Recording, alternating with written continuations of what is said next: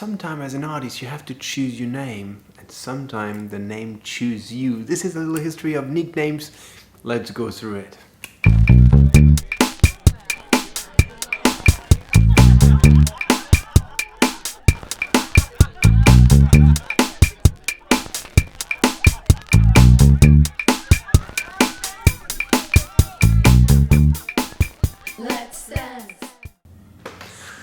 Alright, welcome on Laughing Museums. My name is Cedric and today we are talking about nicknames. It's going to be a short video to talk about that, but that subject for some reason always fascinated me, especially one reason. I'm going to go through that during that video. There's so many, I don't even know where to start, right? But I'm still going to start with Caravaggio. First, Caravaggio is a superstar, super famous. His work is all over the planet. He had this kind of tragic life. We don't really know how he died.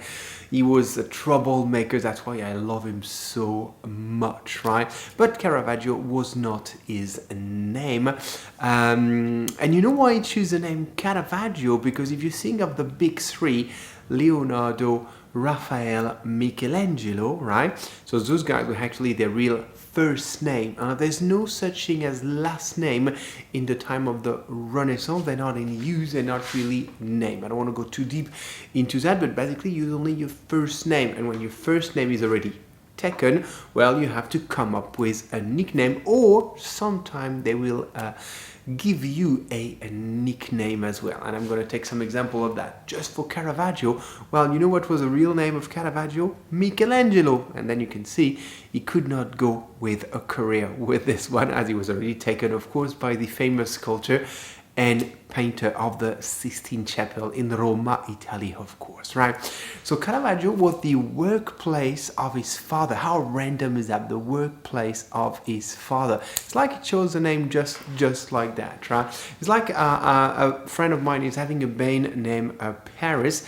They wanted, and the singer just passed, they wanted to name the band Chanel, like the clothes and perfume brand, right? Because the singer just saw the perfume at a party somewhere. He said he wanted to, and of course for legal reason it was impossible to name the band Chanel. So he said, okay, he took the line under, which is Paris. So that's how the band became Paris. Check out that band named Paris. It's a French band. It's quite fantastic. Anyhow, so names are really interesting. And so Caravaggio took the name of his father's workplace. Another famous example is Leonardo da Vinci. Leonardo da Vinci was named Leonardo by his father. He was like an illegal son, you might know that. And da Vinci, it's because he was born in the city of Vinci, except he was not born in the city of Vinci. Vinci was the biggest city next to where he was born. He was actually born in Chiuso. I'm just going to double check that on my notes if you don't mind. Chiano, that's where Da Vinci was born. Apparently you can go there. I haven't done the time, but definitely when I get the time to go to Italy, I'm definitely going to that birthplace of Caravaggio. Another one, a friend of Caravaggio, and especially a friend of partying, because those guys were partying a lot, is Alessandro Botticelli, with the Seasons, as you know. And Botticelli was not his name either, right? I was thinking at one point I'm going to tell you the real name of painters, but who cares, honestly. What is important is like, how did they get those nicknames? So Botticelli chose his name after his brother, who was working as a public agent, something like this. And you can register public agent as Botticello. How romantic is that? The Italians are geniuses, because everything is more beautiful in Italy. And I've got another story, actually my own name, which is Verdure, Cedric Verdure in French, right? Apparently is a name very common in Normandy. But for some reason in my family, they explained me that my grandfather was found after World War after some war, maybe the first war, the second war, I don't know. Anyway, it was found maybe during the war, anyway, in a garden. So it was kind of abandoned by his parents, but again, during a wartime, so maybe this can explain that. That's not the point. and they find it in a little place where they grow lettuces, right? So vegetables, right? Which is verdure in Italian.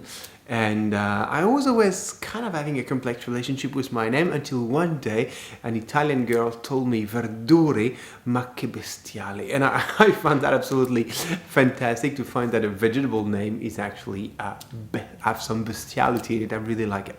Anyhow, so I'm not here to talk about my name today, but names are really defining us as well, right? So I was talking about Leonardo da Vinci, which could have been Leonardo da Enciano. That would have changed completely 500 years of art history. Would have become Da Vinci, would have become, there would have been a Da Vinci Code, there would have been an Enciano Code.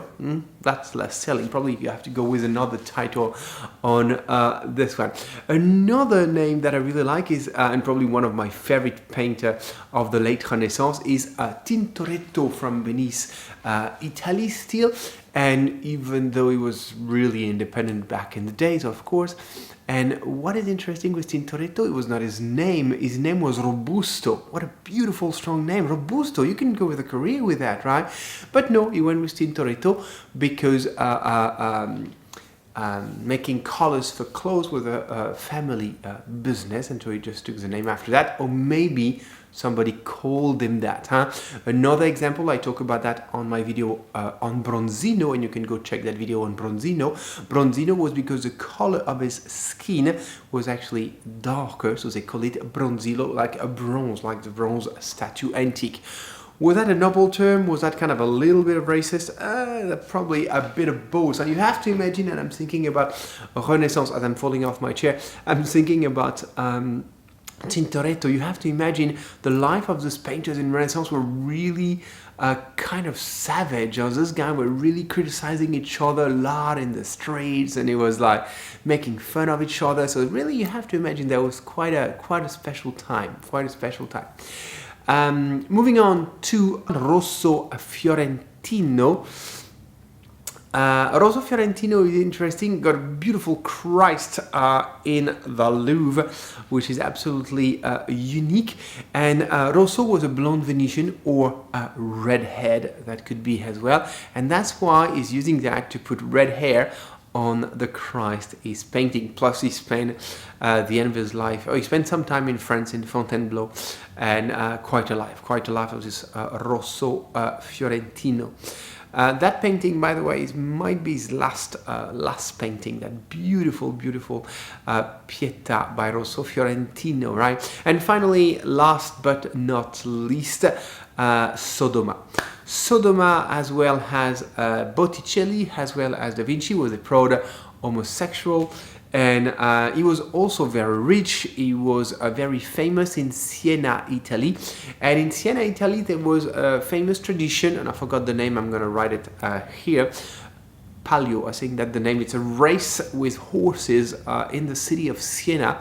I think it's wild horses going on their own and running around without no one on their back riding them. So it's really something interesting. And Sodoma was famous for having always horses in that race, and he was always winning, or at least often winning these races. And the tradition in Siena back in the day was to scream repeatedly the name of the winner, which was the owner of the horse.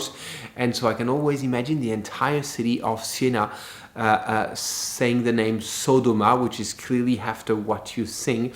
I don't know if I can say the name because I'm afraid YouTube is going to block it for some wrong reason, right? That's all for today. I hope you enjoyed that video. If you did, don't forget to sum that. You can subscribe to the channel. You can find in the link in the description below my book, Love Your Way Through the Louvre. You can book a conference with me, either online, a history class, or in a museum. And don't forget, whatever you do, if you're not doing it with a smile, well, you're doing it wrong.